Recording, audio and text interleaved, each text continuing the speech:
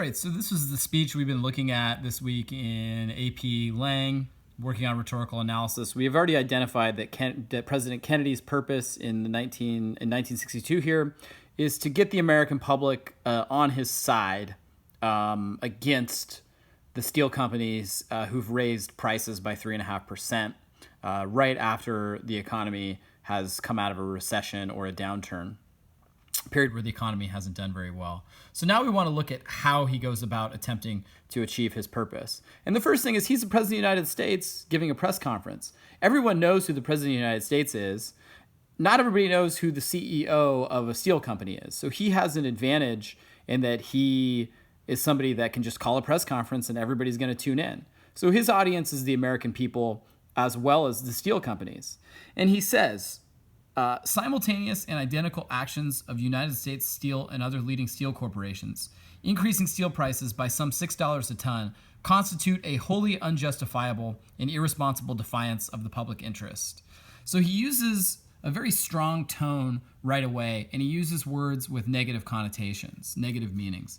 Their actions are unjustifiable, they're irresponsible, and they're defiant of the public interest. They're going against the best interests of the American people. So he also structures this really well. The first paragraph states his thesis that the steel companies are behaving irresponsibly. And now he goes to the second part of his speech, which is paragraphs 2 through 4 here. He says, in this serious hour in our nation's history, when we are confronted with grave crises in Berlin and Southeast Asia. So he's referring to the Cold War there. Southeast Asia, a lot of the countries there are going communist, and East Germany is communist.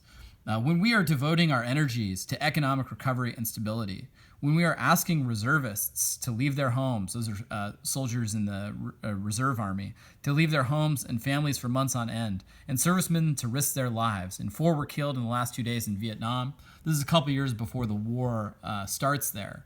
But we had soldiers in Vietnam trying to prevent the country from going communist, and asking union members to hold down their wage requests. At a time when restraint and sacrifice are being asked of every citizen, the American people will find it hard, as I do, to accept a situation in which a tiny handful of steel executives whose pursuit of private power and profit exceeds their sense of public responsibility can show such utter contempt for the interests of 185 million Americans. So he uses what we call repetition, or in this case, he uses repetition at the beginning of his clauses when we are confronted, when we are devoting, when we are asking. And so that's what that repetition at the beginning of a clause, of several clauses in a row, is what we call anaphora.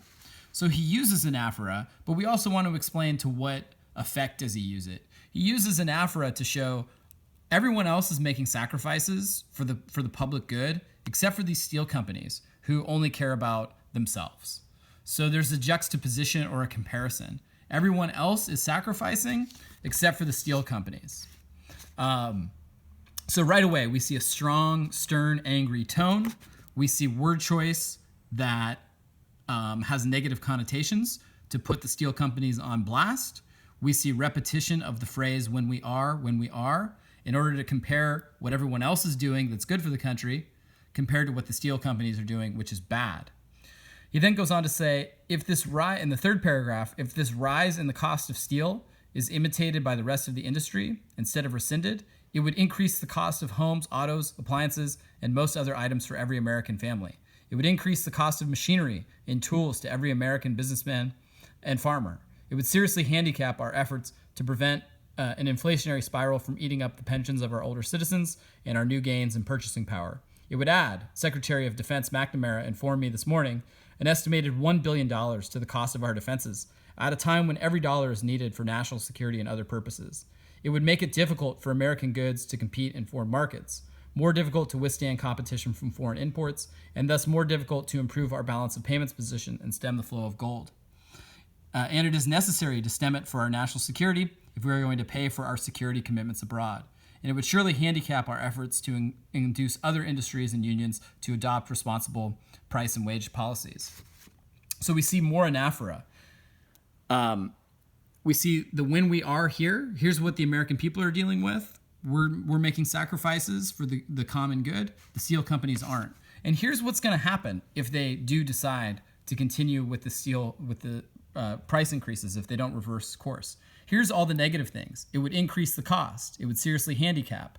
It would add cost to our expenses in the Cold War. It would do all these bad things. So he uses anaphora in paragraphs 2, 3, 4, or repetition of certain phrases at the beginning of his clauses in order to show, here's why what the steel companies are doing is wrong, and here's what the consequences are going to be. He then shifts here in the next section in paragraph 5 to say they have no reason to be doing this in the first place. America is a capitalist country. We don't normally want the government to interfere in the economy, but here's why we need to do it now. The consequences of what the steel companies are doing is so bad that the government is going to act. And then he closes by saying, if they don't immediately take action to reverse course, here's what's going to happen, right? In paragraph 10, the Department of Justice and the Federal Trade Commission are examining the significance of this action in a free competitive economy. The Department of Defense and other agencies are reviewing its impact on their policies of procurement. And I am informed that steps are underway by those members of Congress who plan appropriate inquiries into how these price decisions are so quickly made and reached, and what legislative safeguards may be needed to protect the public interest. So he's saying basically, if you don't reverse course, the government is going to start to look into this, into what you're doing, and we may make the decision for you.